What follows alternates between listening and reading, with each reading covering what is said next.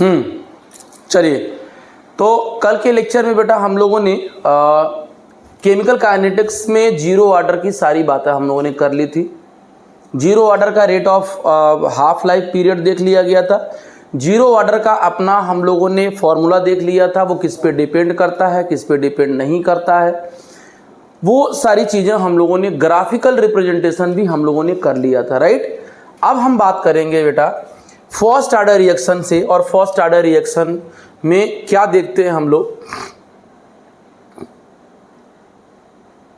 First order reaction में आप आ जाइए। फर्स्ट ऑर्डर का मतलब क्या होता है, सबसे पहले ये जानना होगा। फर्स्ट ऑर्डर का मतलब बेटा ये होता है ना कि अगर आप, जैसे मान लो ये फर्स्ट ऑर्डर रिएक्शन आप लिख रहे हो, तो कैसे हम जानेंगे कि सर वो फर्स्ट ऑर्डर का रिएक्शन है। सर वो फर्स्ट ऑर्डर रिएक्शन कैसे होता है, अगर कोई केमिकल रिएक्शन दिया है बेटा, जैसे मान लो कि ए है और ये बी बना रहा है, राइट। तो जो रेट लिखा हुआ है बेटा, जो रेट लिखा हुआ है वो कह रहा है कि ए के ऊपर पावर 1 है, ए के ऊपर पावर 1 है। तो बेटा जब ये रेट लॉ दे देगा ना, जब बेटा ये रेट लॉ दे देगा, तो बेटा रेट लॉ की दुनिया ही बताती है। रेट लॉ ये बताता है कि पावर देख लो और ऑर्डर ऑफ रिएक्शन बता लो, ठीक है। तो बेटा पावर देख लो, इसका पावर क्या है, इसका पावर एक्सपेरिमेंटली डिटरमाइंड वैल्यू है। तो बेटा ऑर्डर ऑफ रिएक्शन क्या हो जाएगा बेटा, 1 हो जाएगा। आप यूँ कह सकते हो कि ये फर्स्ट ऑर्डर रिएक्शन हो जाएगा, राइट। क्या कह सकते हो, फर्स्ट ऑर्डर रिएक्शन कहलाता है। बेटा आप क्या करना ना, आप एक्सपेरिमेंटली डिटरमाइंड वैल्यू देखना, बैलेंस्ड केमिकल इक्वेशन से आप ऑर्डर ऑफ रिएक्शन डिसाइड नहीं करना, राइट। तो कैसे क्या करते हैं, क्या कर रही हैं, कैसे क्या करते हैं, ध्यान दीजिएगा। ए जो है वो प्रोडक्ट बना रखा बेटा। टाइम जब हमने जीरो रखा था, जब टाइम हमने जीरो रखा था तो इनिशियल कंसंट्रेशन ए लिया था और ये प्रोडक्ट बना ही नहीं था उस टाइम पे। लेकिन जब कुछ समय बीत गया तो कुछ टूट के प्रोडक्ट बाहर चला गया, और प्रोडक्ट जितना टूट के बाहर गया ये कुछ तो कुछ बचेगा ना। क्या बचा, ए माइनस एक्स, ठीक है। तो बेटा ये इनिशियल कंसंट्रेशन है, ये अपना इनिशियल कंसंट्रेशन है बेटा, और ये अपना बेटा फाइनल कंसंट्रेशन है, उसका कितना बचा हुआ है, राइट, ठीक है। किसी किसी किताबों में अपना इनिशियल बेटा ऐसे मिलेगा, ध्यान दीजिएगा, तो कंफ्यूजन मत होना। इनिशियल अपना C0 लेते हैं लोग, और फाइनल अपना जो लेते हैं बेटा वो CT लेते हैं। क्या लेते हैं, एट टी टाइम लेते हैं, राइट। तो जब आप रेट लॉ लिखोगे तो पीछे हमने क्या आपको बताया था, पीछे हमने बोला था बेटा कि rate is directly proportional to a पे पावर 1। तो बेटा जब इसको हटाओगे तो k इंटू ए पे पावर 1 आएगा ना बेटा। और रेट क्या होता है बेटा, rate is equal to minus D X upon D T. तो ए का चेंज हो रहा है तो मैंने minus D A upon D T ले लिया, और ये जब हटा तो k इंटू ए पे पावर 1 हो जाएगा बेटा, k इंटू ए पे पावर 1 हो जाएगा। तो बेटा ध्यान देना, ये D A upon D T में जब इंटीग्रेशन करोगे, इंटीग्रेशन आपको आना नहीं है, डायरेक्ट फॉर्मूला देखना है, तो बेटा ये ए इसके नीचे ले आना। मतलब क्या कह रहा है कि डी ए अपॉन, भाई सेम क्वांटिटी का ही तो हम लेते हैं, के इंटू क्या हो जाएगा बेटा, डी टी हो जाएगा, राइट। जब हम यहाँ पे बेटा इंटीग्रेशन की चर्चा करेंगे तो ये इंटीग्रेशन ऐसे दिखाई देता है, राइट। इनिशियल से आप इनिशियल C0 से CT लेते हो और T0 से T टाइम तक लेते हो, राइट। तो ये C0 क्या है, इनिशियल, और CT फाइनल है। लेकिन ये चेंज कितना हुआ, तो DA माइनस एक्स, हम चाहे ऐसे लिखे चाहे ऐसे लिखे, बात एक ही हुआ। ये ए के टर्म में है और ये वाला जो वैल्यू है वो इसके टर्म में दिया हुआ है, राइट। अब आगे चलते हैं, ध्यान देना। तो dx अपॉन ए माइनस और ये KT है। तो डायरेक्ट बेटा हमको इससे नहीं मतलब है, डायरेक्ट जो फॉर्मूला उठा के लाओगे वो ln a upon A minus X is equal to KT। तो मैं यहां से बताता हूं, आप याद रखिएगा, डेरिवेशन आपको नहीं चाहिए, तो लिखना क्या बेटा, ln a upon A minus x equal to KT, ठीक है।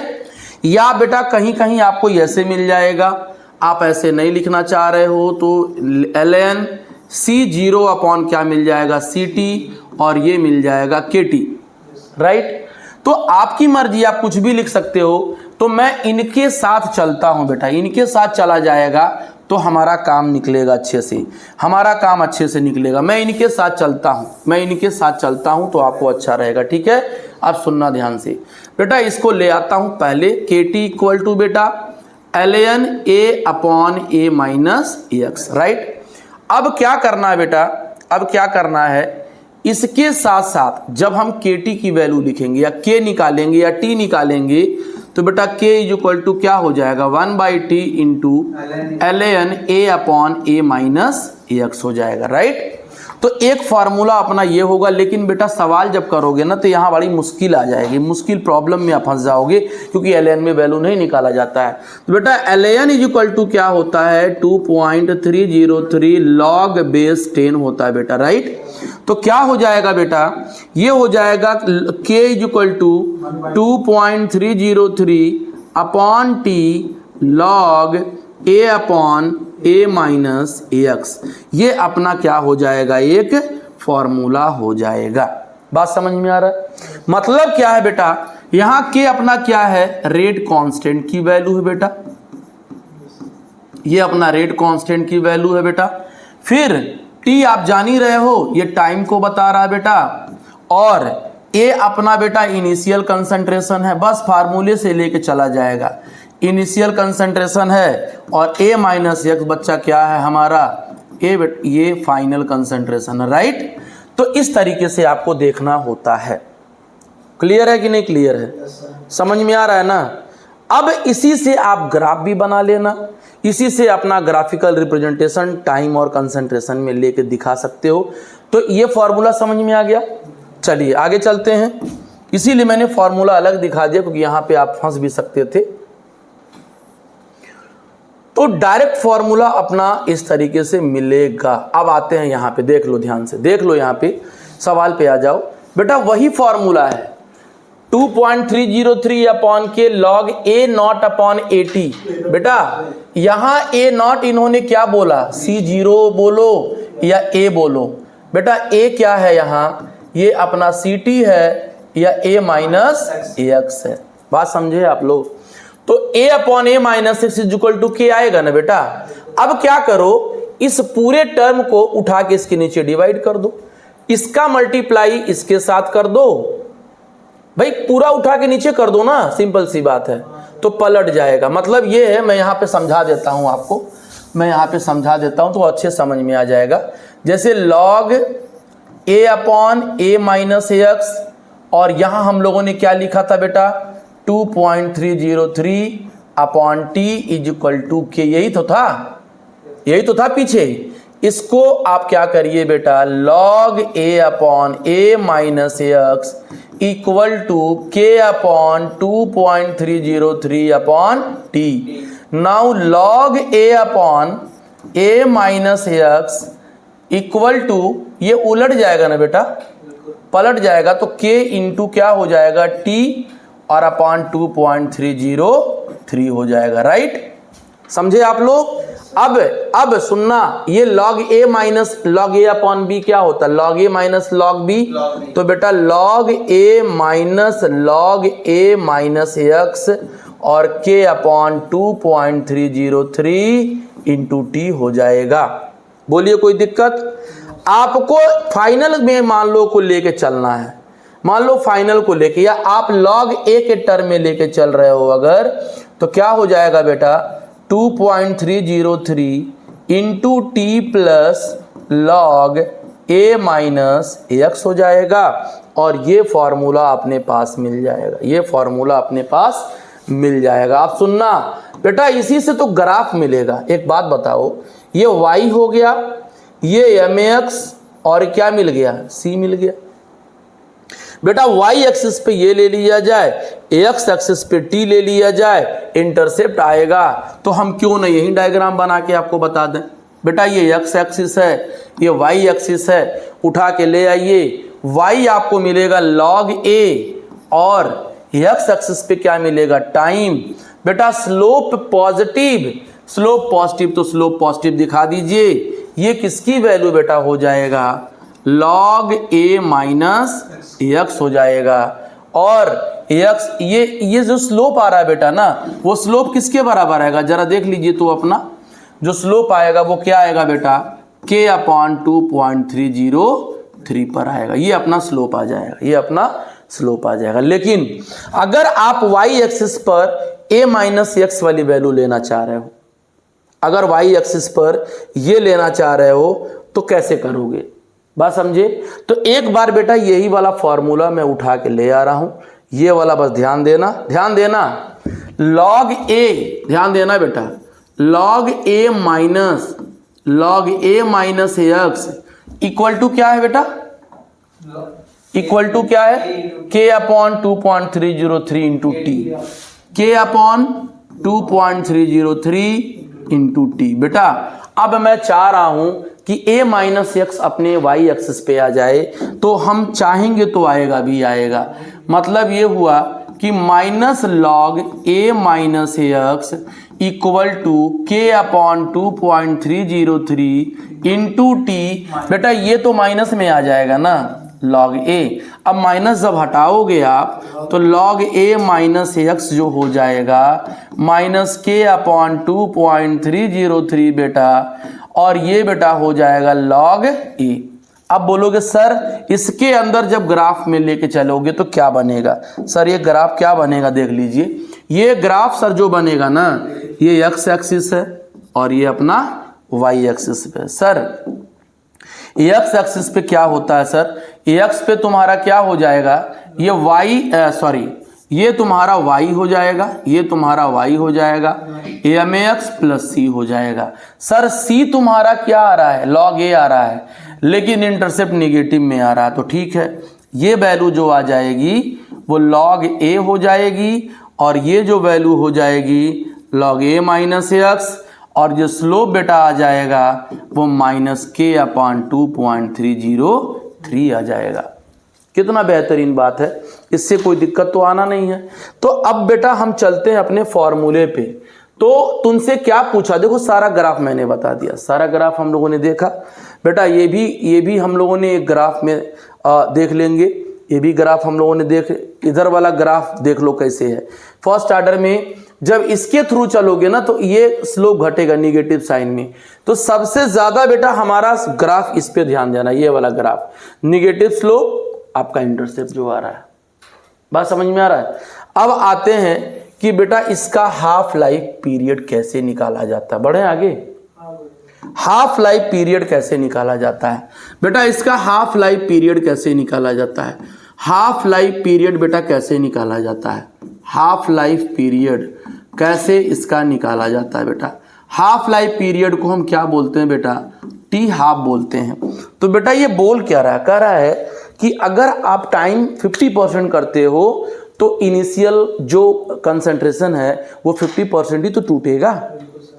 तो अगर टाइम, ध्यान से सुनना, अगर टाइम को टी हाफ लिया जाए तो x की वैल्यू क्या आएगी बेटा, a अपॉन 2 हो जाएगी। जो अपना इनिशियल कंसंट्रेशन था, जो अपना इनिशियल कंसंट्रेशन था वो बेटा आधा हो जाएगा। आधे 50% जब टाइम आप दे रहे हो, टी हाफ दे रहे हो, तो मान लो अगर इनिशियल 100 था मोल पर लीटर तो 50 हो जाएगा, यानी हाफ हो जाएगा। समझ रही हैं। तो क्या हो जाएगा बेटा, हम फार्मूला लिखते हैं। तो फार्मूला क्या होता है, टी इक्वल टू अपना 2.303 अपॉन के अपना log a upon a minus x था बेटा, log a माइनस एक्स था बेटा। अब सुनिएगा ध्यान से बेटा, सुनिएगा, इसके अंदर की बात बता रहा हूं आपको बेटा। आप टाइम को टी हाफ लिख दिया, हाँ सर लिख दिया, ठीक है। 2.303 बेटा है ना, ये अपना के आ गया बेटा, a अपना यही रहेगा, यहाँ a/2 आ जाएगा बेटा। तो बेटा ये टी हाफ जो आएगा अपना 2.303 अपना हो जाएगा बेटा log a upon 2a minus a upon 2 बेटा हो जाएगा। देन टी हाफ जो होगा बेटा वो 2.303 अपॉन के हो जाएगा बेटा, log a अपॉन ये हो जाएगा a अपॉन 2 बेटा। फाइनली आपको मैं डिराइव करके भी दे दिया 2.303 अपॉन के, और log क्या हो जाएगा, 2 हो जाएगा।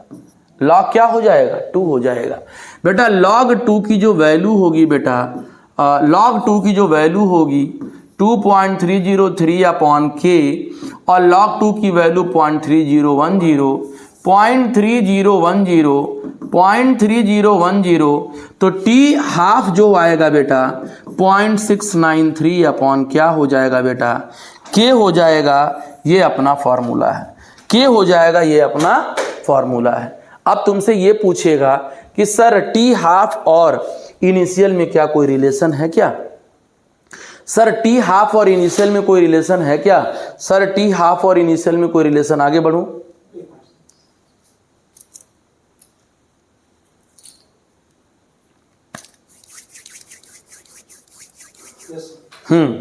चलिए आगे बढ़ता हूं। टी हाफ और इनिशियल में कोई सर रिलेशन है क्या? तो आप देख लीजिए, आप देख लीजिए क्या बोल रहा है ये। सर 693 अपॉन के है, तो सर जब 693 अपॉन के है तो आप देख सकते हो कि टी ए तो आ नहीं रहा है, इनिशियल कंसंट्रेशन सर नहीं आ रहा है। इसका मतलब टी हाफ जो होता है वो ए के पावर के 0 होता है। इसका मतलब क्या होगा, के इंटू 1 होगा सर, और के हाफ के बराबर होगा सर। जब ग्राफ आप देखेंगे और आप ग्राफ प्लॉट करेंगे, यहाँ इनिशियल कंसंट्रेशन डाल दीजिए, टी हाफ डाल दीजिए, तो बेटा कांस्टेंट आएगा ना, वो बेटा वो कांस्टेंट आएगा ना, नहीं डिपेंड करेगा। और दूसरी बात, अगर आप टी हाफ और के बीच में रिलेशन देखना चाह रहे हो बेटा, तो कहता है कि टी हाफ के उल्टा आएगा ना बेटा। जब टी हाफ के उल्टा आएगा तो इसका भी ग्राफ देख लिया जाए बेटा। ये अगर हम ले लिए टी हाफ यहाँ ले लें, वही सुनिएगा आप लोग, गलती कल जो प्रॉब्लम में आ रहे थे वो देख लो। जब 1/k लिखेंगे तो बेटा डायरेक्ट आएगा, बेटा डायरेक्ट आएगा। लेकिन जब हम बेटा इसको ऐसे लिखेंगे, इस तरीके से बेटा लिखेंगे टी हाफ और यहाँ पे हम लिखेंगे के, तो बेटा स्लोप ऐसे आएगा, एक घटेगा तो एक बढ़ेगा। तो टी हाफ ये होता है बेटा, इस तरीके से टी हाफ अपना हम निकालते हैं। बात समझ में आ रहा है? इस तरीके से टी हाफ हम लोग फाइंड करते हैं बेटा, इस तरीके से।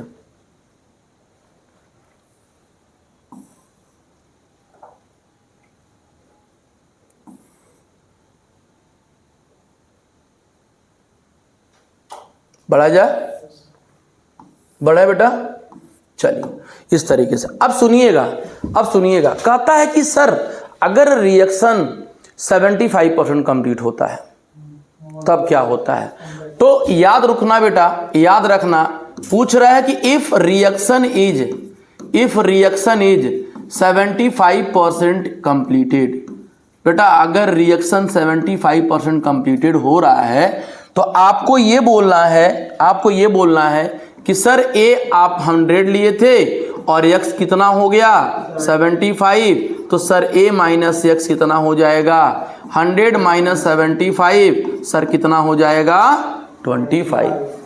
तो सर जब आप फॉर्मूला लिखोगे, सर जब आप फॉर्मूला लिखोगे टी 75 का फॉर्मूला लिखोगे सर, तो 2.303 अपॉन के लॉग 100 अपॉन 25, 25 चौक का 100 हो जाएगा सर। 75% जो आएगा वो 2.303 अपॉन के, और ये हो जाएगा log 4। सर आप एक बात जानते हो, एक बात तुमको पता है सर, ये जो आएगा 2.303 अपॉन के 2 इंटू लॉग 2 आएगा बेटा।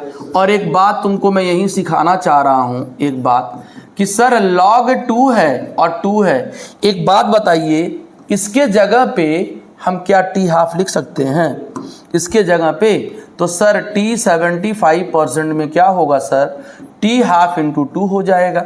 यानी जो टी 75% आप लोगे तो 2 गुना किसके होगा, हाफ लाइफ पीरियड के होगा। 2 गुना किसके होगा, हाफ लाइफ पीरियड के होगा। 2 गुना किसके होगा, हाफ लाइफ पीरियड के होगा। ठीक है ना? Yes sir. क्लियर है ना? तो इस तरीके से बेटा आपको निकालना होता है, इस तरीके से आपको रिलेशन निकालना है। 75% पे हाफ होता है, फिर 90% पे 3 गुना 3.33 होता है, फिर 99% पर 3 3 या 9, 3 2 जा 6 तो 6.66 होता है। फिर 99.9% पर कितना होता है, 10 होता है। फिर 99.99% पे कितना होता है, तो 3 का 4 तिहाई 12 13 14 हो जाता है। डायरेक्ट आप याद करिए ना, मैं एक टेबल दे देता हूं आपके लिए बेहतरीन, बस इसका आप याद रखिएगा कि जब t आप 75% लोगे, t आप 90% लोगे, t आप 99% लोगे, t आप 99.9% लोगे, t आप 99.99% लोगे, तो सर ये कहानी देख लीजिएगा, ये तो 2 इंटू टी हाफ है बेटा, ये अपना हो जाएगा 3.33 इंटू टी हाफ हो जाएगा, ये आपका हो जाएगा 6.66 इंटू टी हाफ होगा, 2 से मल्टीप्लाई करते चलो ना, तो कितना हो जाएगा, ये 3 3 या 9, direct T into T half ले लीजिएगा, और ये हो जाएगा 14 इंटू टी हाफ डायरेक्ट कर लीजिएगा। अगर ये फॉर्मूला आपने याद करके बैठा है, अगर आप ये फॉर्मूला आपने याद करके बैठा है, अगर ये फॉर्मूला आपने याद करके बैठा है, तो आपका सवाल इससे रिलेटेड हो जाएगा। हाफ लाइन हाँ 6.66 आया, उसके बाद फिर से 3 हाँ 3.33 में तो 3 2 जा 6 और 3 3 जा 9 और 3 3 जा 9, तो 9 पॉइंट समथिंग आएगा ना, तो इसीलिए हम 10 ले लिए हैं। और 3 4 जा 12 पॉइंट समथिंग, तो 13 पॉइंट कुछ 14 हम ले रहे हैं। मल्टीप्लाई करके देख लो जरा, हो गया ना। तो ऐसे आपको रिलेशन डायरेक्ट करना है, अपना रिलेशन डायरेक्ट करना है, अपना रिलेशन डायरेक्ट करना है। यहाँ से आपको रिलेशन देखना नहीं है, लंबा कैलकुलेट नहीं करना है बेटा, अपना रिलेशन डायरेक्ट करना है। ठीक है, आ जाइए सम एग्जाम्पल भी तो लेके चलना पड़ेगा बेटा। एग्जाम्पल देख लो, decomposition of H2O2 takes place. बेटा आप रिएक्शन देख के नहीं बता सकते हो, रेट ला देना चाहिए। जैसे ये 2H2 है, टूट रहा है कैटालिस्ट के प्रेजेंस में, तो जितने भी, याद रखना एक ट्रिक याद कर लो, जितने भी रेडियो एक्टिव डीके होते हैं वो हमेशा फर्स्ट आर्डर की कैटेगरी में होते हैं बेटा, तो ये भी आपका फर्स्ट आर्डर में ही आएगा। कैटलिस्ट 0 ऑर्डर का था ना, ये कैटालिस्ट नहीं है, ये वो दूसरा चीज़ हो जाएगा। निकिल, प्लेटिनम, पैलेडियम, ये सारी चीज़ें आती हैं उसके अंदर। तो ये सनलाइट, तो ये डायरेक्ट बोल दिया ना कि ये फर्स्ट आर्डर में आता है, तो ये हाँ ये रेडियो एक्टिव डीके होता है, तो ये सारे फर्स्ट आर्डर की कैटेगरी में आते हैं। राइट, समझ में आ गया आपको? क्लियर है? Yes sir.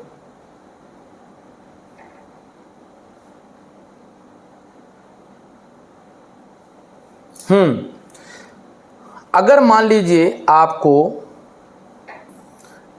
लीजिए आपको ये पूछ दिया कि सर आप अगर एन ऑर्डर के लिए निकालना चाह रहे हैं, फर्स्ट ऑर्डर नहीं एन ऑर्डर के लिए, सेकेंड ऑर्डर, थर्ड ऑर्डर, तो फॉर nth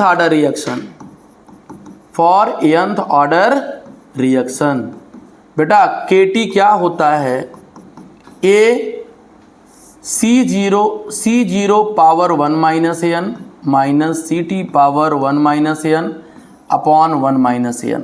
बस n की वैल्यू 1 नहीं होना चाहिए, इसीलिए तो हमने क्या किया कि ये फर्स्ट ऑर्डर के लिए अलग से डिराइव कर दिया। आप देख लीजिए, इधर देख लीजिए बेटा, ये अगर तुम 1 रखते, सपोज करो कि अगर 1 ले रहे हो, सपोज करो कि तुम बस हाँ 0 हो जाएगा ना सारी वैल्यू।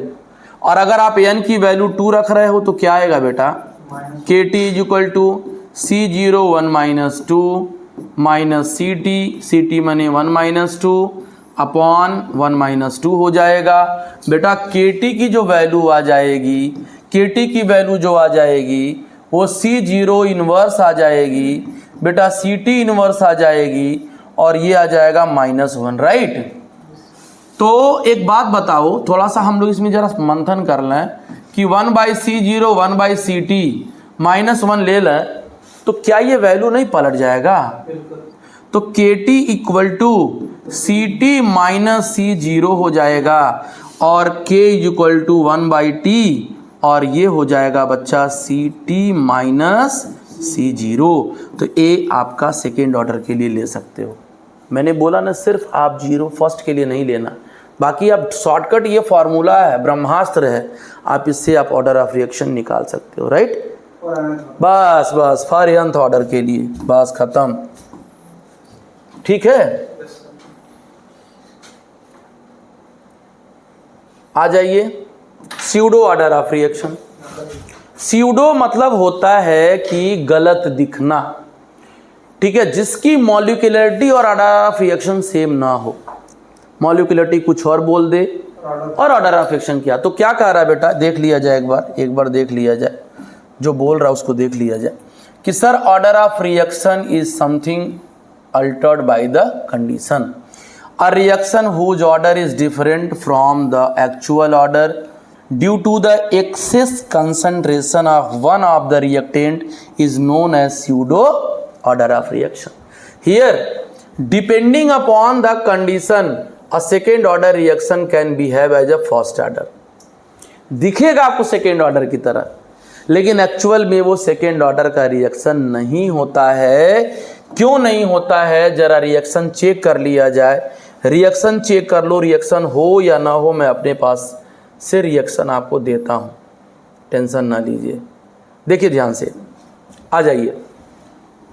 जैसे आप क्या कर रहे हो, आप हाइड्रोलिसिस कर रहे हो ईस्टर का, हाइड्रोलिसिस कर रहे हो किसका, या आप क्या कर दीजिए इस तरीके से,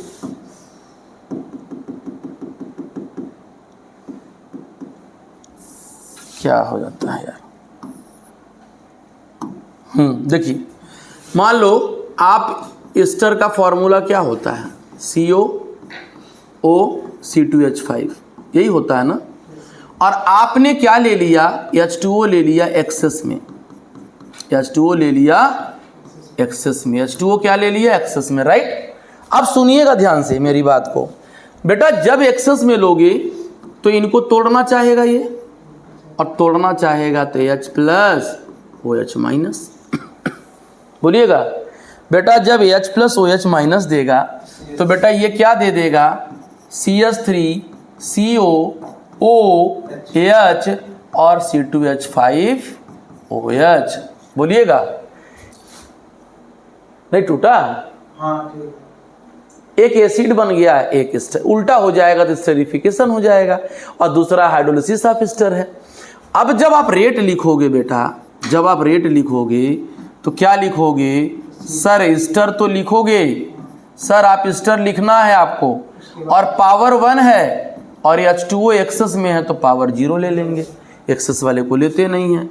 तो सर ऑर्डर ऑफ रिएक्शन क्या हो जाएगा, 1 + 0 फर्स्ट ऑर्डर। सर ये दिख तो रहा है कि होना क्या चाहिए, इसको होना चाहिए था फर्स्ट सेकेंड ऑर्डर का, लेकिन एक्सेस में होने की वजह से इसके कंसंट्रेशन से कोई फर्क नहीं पड़ रहा है, तो ये आपका कहलाता है फर्स्ट ऑर्डर रिएक्शन। सॉरी, ये आपका कहलाता है स्यूडो फर्स्ट ऑर्डर रिएक्शन। ये अपना क्या कहलाता है, स्यूडो फर्स्ट ऑर्डर रिएक्शन कहलाता है। कि यार फर्जी फर्स्ट ऑर्डर दे दिया इसने, सर ये फर्जी फर्स्ट ऑर्डर दे दिया, सर ये फर्जी फर्स्ट ऑर्डर दे दिया, ठीक है। लेकिन मॉलिक्यूलरिटी अगर आपसे बोल रहा है, सर इसकी मॉलिक्यूलरिटी क्या होगी, सर इसकी मॉलिक्यूलरिटी तो 2 ही होगी ना। तो ऑर्डर ऑफ रिएक्शन 1 है और मॉलिक्यूलरिटी 2 है, तो बेटा इसे क्या बोल देना, स्यूडो फर्स्ट ऑर्डर रिएक्शन, है ना। चलिए आगे बढ़ते हैं, चले मैडम, चलिए। तो स्यूडो की दुनिया हमारी खत्म हो गई, स्यूडो की दुनिया खत्म हो गई, कौन है, स्यूडो की दुनिया खत्म हो गई। हाइड्रोलिसिस का मैंने आपको बता दिया, हाइड्रोलिसिस ऑफ एस्टर मैंने बता दिया, सारा मैंने आपको ग्राफ बता दिया, सारा मैंने आपको ग्राफ बता दिया, सब कुछ हाफ लाइफ पीरियड बता दिया, है कि नहीं। तो ये बेटा आपका सारी चीज़ों को मैंने जो अपने लेवल में सिलेबस में है ये आपको मैंने बता दिया। और भी देख लेता हूँ कि अपने पास कुछ और भी चीज़ें तो नहीं है छूट रही हैं जो हमारे काम का है, ठीक है, तो वो हम लोग देख लेंगे, अदरवाइज़ हाँ आ जाइए। हाँ एक चीज़ और देख लिया जाए कि सर मॉलिक्यूलरिटी क्या होता है। सर मॉलिक्यूलरिटी कभी फ्रैक्शन में नहीं होता है, सर मॉलिक्यूलरिटी कभी 0 नहीं हो सकता है, ठीक है। मॉलिक्यूलरिटी का मतलब ये होता है कि number of molecule collide in the elementary reaction. Molecularity elementary reaction के लिए मीनिंगफुल होता है, लेकिन कॉम्प्लेक्स के लिए कोई मीनिंग नहीं होता है बेटा। तो elementary reaction involve more than 3 molecule, 3 से ज़्यादा सही तरीके से टकराएंगे ही नहीं बेटा। जब टकराएंगे ही नहीं, उनके अंदर प्रॉपर ओरिएंटेशन नहीं होगा, तो प्रोडक्ट कहाँ से बना पाएंगे? वो प्रोडक्ट कहाँ से बना पाएंगे? समझ रहे हैं आप लोग? वो प्रोडक्ट नहीं बना पाएंगे बेटा। तो याद रखना, मॉलिक्यूलरिटी 3 से कम ही हो या 3 से बराबर हो, क्योंकि 3 से ज़्यादा होगा तो सही तरीके से आपस में टकराव नहीं होगा, सही तरीके से कोलिजन नहीं होगा, और जब सही तरीके से बेटा कोलिजन नहीं होगा तो कोई प्रोडक्ट का फॉर्मेशन नहीं हो पाएगा, राइट। तो मॉलिक्यूलरिटी एलिमेंट्री रिएक्शन के लिए मीनिंगफुल होता है। जितने भी मॉलिक्यूल एलिमेंट्री रिएक्शन में टकराएंगे वो उसकी मॉलिक्यूलरिटी होती है बेटा। जितने भी मॉलिक्यूल एलिमेंट्री का मतलब क्या होता है? सिंगल स्टेप रिएक्शन, ठीक है, स्लो स्टेप रिएक्शन। तो स्लो स्टेप रिएक्शन की मॉलिक्यूलरिटी आप बता सकते हो, लेकिन कॉम्प्लेक्स की मॉलिक्यूलरिटी का कोई मीनिंग नहीं होता है। हर स्टेप की मॉलिक्यूलरिटी देखेंगे। लेकिन कंडीशन क्या कह रहा है बेटा? कंडीशन ये कह रहा बच्चा हमारा कि कंडीशन ये बोल रहा है कि सर मॉलिक्यूलरिटी 3 से ज़्यादा नहीं ले सकते हैं, क्योंकि प्रॉपर ओरिएंटेशन, कोलिजन नहीं होगा।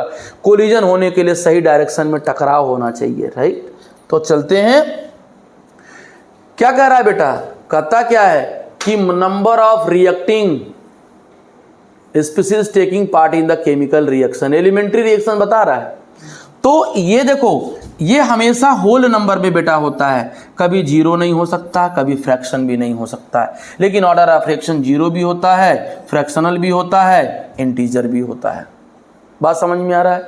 ऑर्डर ऑफ फ्रैक्शन आप निकालते कैसे थे? जो रेट ला दिया होता था बेटा, जो रेट ला दिया होता था उसके ऊपर जो पावर लिखा होता था बेटा, उसको आप जोड़ते थे और उससे अपना ऑर्डर ऑफ रिएक्शन क्या होता था बेटा? फाइंड हो जाता था। उससे अपना ऑर्डर ऑफ रिएक्शन क्या हो जाता था बेटा? फाइंड हो जाता था, राइट। समझ में आ रहा आप लोगों को? चलिए, मज़ेदार बातें हैं, आगे चलते हैं। तो याद रखना, मॉलिक्यूलरिटी 0 नहीं हो सकता, मॉलिक्यूलरिटी फ्रैक्शनल नहीं हो सकता, मॉलिक्यूलरिटी 3 से ज़्यादा नहीं हो सकता, क्योंकि 2 लोग रहते हैं तो अच्छा टकराते हैं, 3 लोग रहते हैं थोड़ी दिक्कत होती है। लेकिन 2 लोगों में टकराव ज़्यादा होगा तो मज़ा आता है, नहीं आता है? 3 लोगों में नहीं मज़ा आता, 2 लोगों में मज़ा आता है।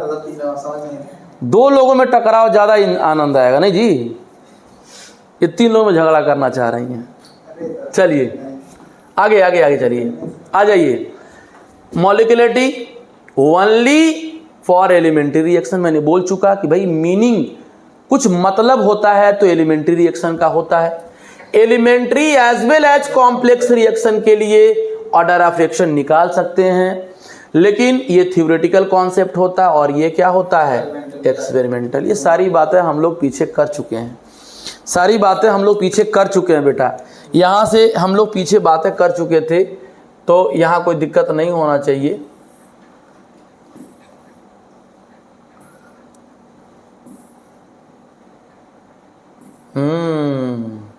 अभी टेम्परेचर कोफिशिएंट अर्हेनियस थियरी बचा हुआ बाबू, तो मुझे लग रहा है कि 1 दिन का क्लास अभी और लगेगा, तब खत्म होगा। अच्छा, कैटालिस्ट तो है ही है, तो कैटालिस्ट सिर्फ आप लोगों को एक रीडिंग करा देंगे, मतलब एक बार बाँच देंगे इसको तो हो जाएगा, राइट।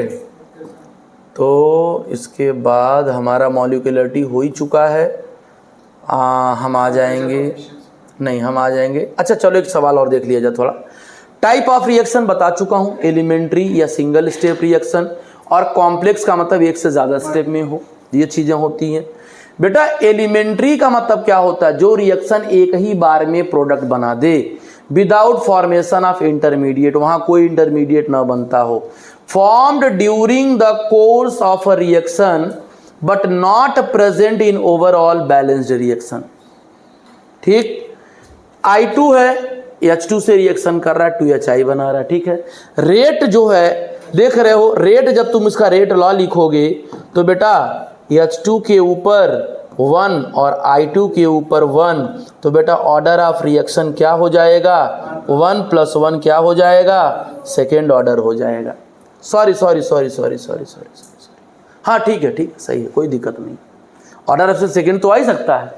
तो ये एलिमेंट्री का मतलब क्या है? प्रॉपर टकराना। टकराने का मतलब ये हुआ कि यार एच ऐसे नहीं ले सकते हो, एच ऐसे ले लो, आई ऐसे ले लो, यार ये कहाँ हो पाएगा?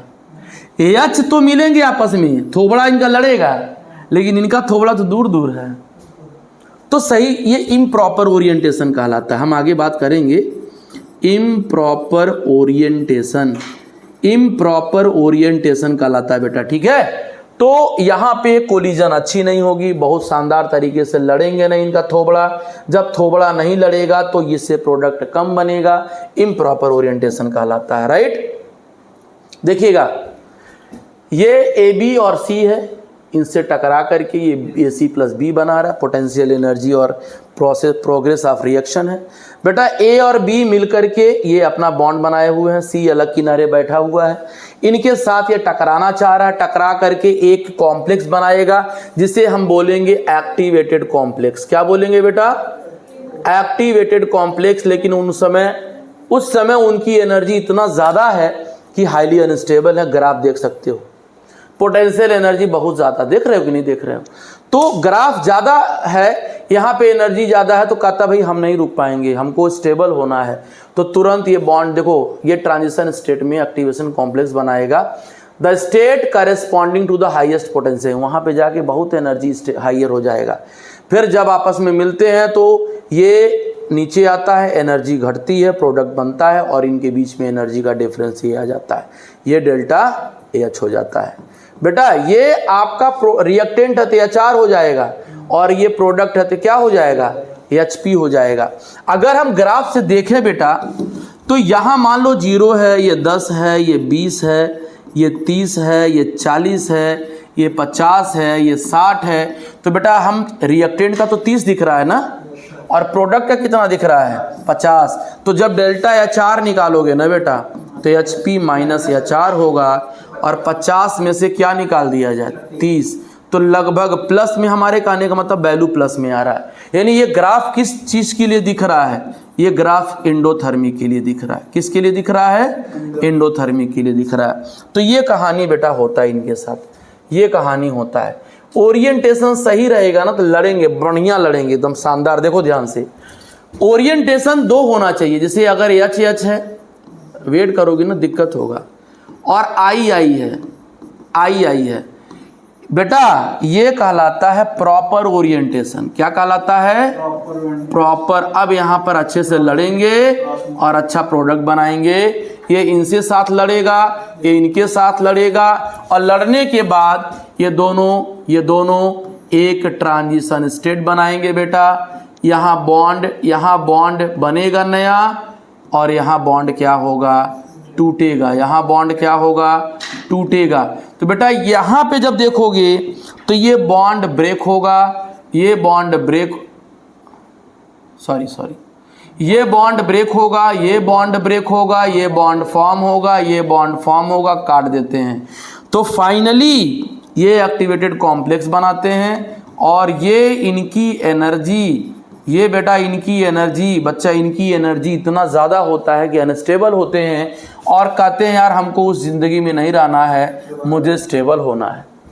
एनर्जी घटाएंगे और प्रोडक्ट बनाएंगे, स्टेबिलिटी बढ़ेगी, राइट ना। तो ये आपका एलिमेंट्री है बेटा। कल हम जब बात करेंगे लेक्चर 4 में, तो हम बात करेंगे कॉम्प्लेक्स रिएक्शन के बारे में, और अर्हेनियस थियरी के बारे में, और अर्हेनियस थियरी के बारे में बेटा, और टेम्परेचर कोफिशिएंट के बारे में, और थोड़ा सा कैटालिस्ट भी देख लेंगे हम लोग, बस रीडिंग कर लेना है कैटालिस्ट का। तो ये कहानी ख़त्म हो जाएगा, ठीक है ना। चलिए तो मिलते हैं फिर नेक्स्ट लेक्चर में बेटा।